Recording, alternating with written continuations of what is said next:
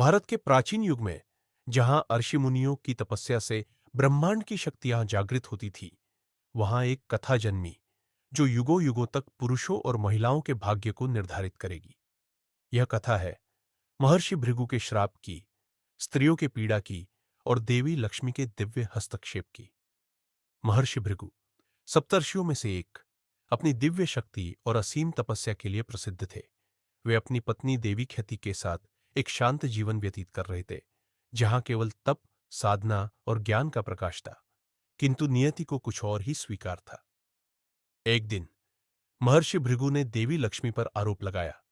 कहा, तुम केवल धन की देवी हो, केवल उन्हीं को आशीर्वाद देती हो जो संपन्न है, जो राजसत्ता में है।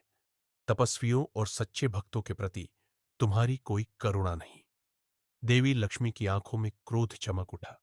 उन्होंने कहा, हे भृगु, तुम अज्ञान से ग्रसित हो।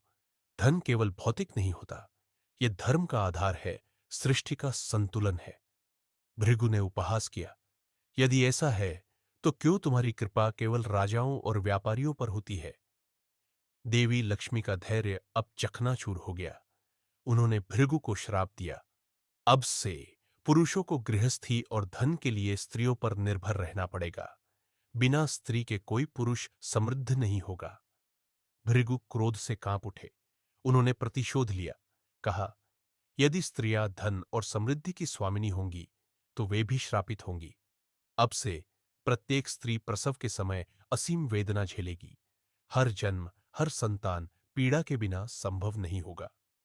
देवी लक्ष्मी ने यह सुना और उनके हृदय में करुणा उमड़ पड़ी। उन्होंने श्राप को कुछ शांत किया।